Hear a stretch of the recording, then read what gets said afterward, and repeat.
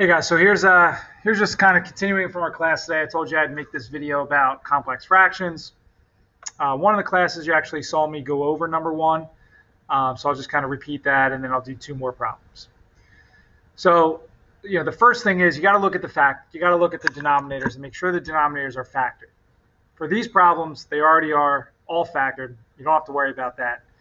So we can kind of get to the second step, which would be to form what's called your least common denominator. And if you want to write that down, like you can just write down, all right, looking at number one, your least common denominator, looking at this, this, and this. Well, it's going to be x and x plus 4. And the idea is that we're going to multiply this big numerator and this denominator here by that least common denominator, the x plus 4s and the x. All right. And as we do this, we're going to kind of like think about distributing. So sometimes when you multiply, we know that if something's up top in the numerator and something's in the bottom, it can kind of cross out. So picture this being over 1. Well, wouldn't these cross out? So really, it's just 5 times x. Think about distributing this whole thing to this. Well, the x plus 4s would cross out. So 1 times x is just x. Distributing it to this, the x's would cross out, so it would be 2 times x plus 4, or 2x plus 8. Then after you do that, you would just combine like terms, and much like the last section, we would try to factor and maybe reduce if possible. All right. So it's called complex because there's a lot going on. We just got to stay organized. Look at all 4 of these fractions and their denominators. This one, this one, this one, and this one. Well, they have an x. They also have this x minus 5. So I have to multiply the whole numerator by that. And as I distribute to this first term, to this one here, the x minus 5s would cancel. So really, all I would have would be 6 times x.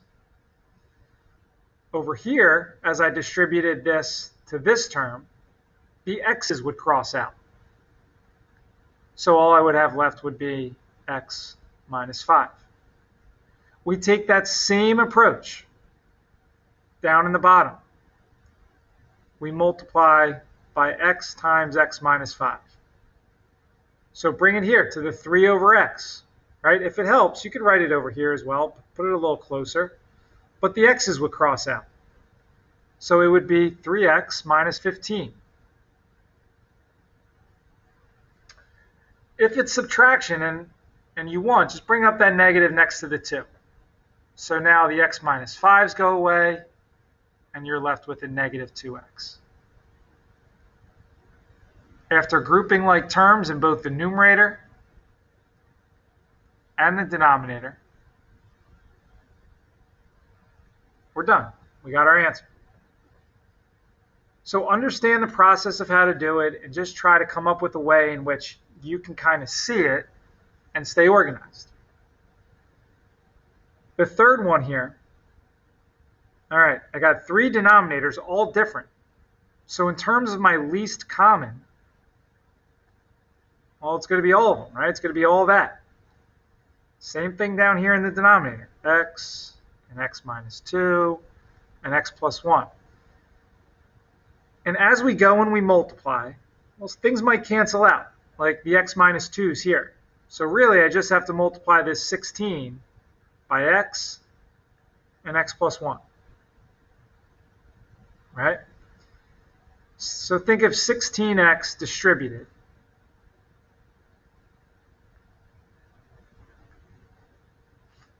You get that.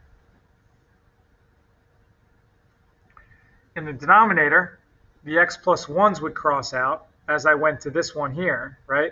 These would cross out. So I'd have to multiply by x and x minus 2. So 4x squared minus 8x. And here, the x's would cross out. So I would have to multiply 6 by x squared minus x minus 2. Now, if you're asking, where did I get that from? I kind of touched on that in class today. That was me just foiling these out. So I just kind of did one step ahead. I multiplied these two. Now I'll distribute the 6.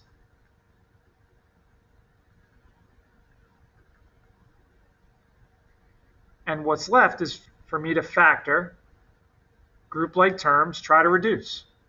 So in the numerator, I can take out a 16x and I would be left with x plus 1. In the denominator, we got to group some like terms first.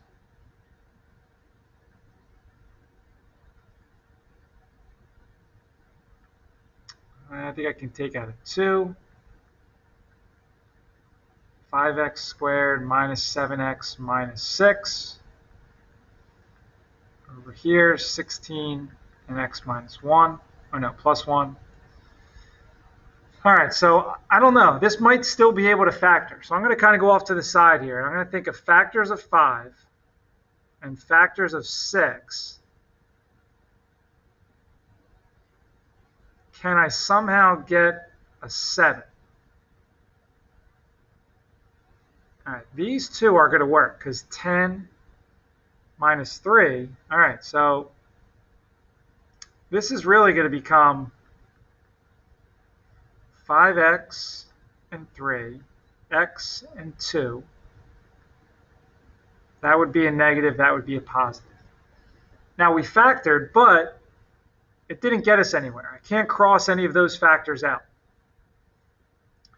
But I can, in fact, all right, reduce one thing. And let me show you that. I'll have to go over here because I kind of ran out of room.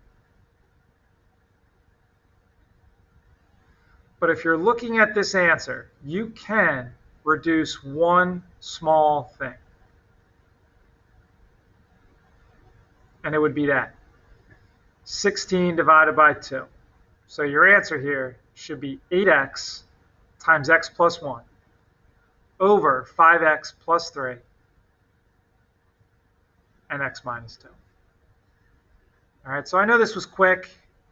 You can pause it, rewind it, rewatch it. But this hopefully will give us a little bit better of a feeling tomorrow in class when we try some more complex fractions. All right, so make sure you watch this for homework. All right, enjoy the rest of your day. Talk to you tomorrow.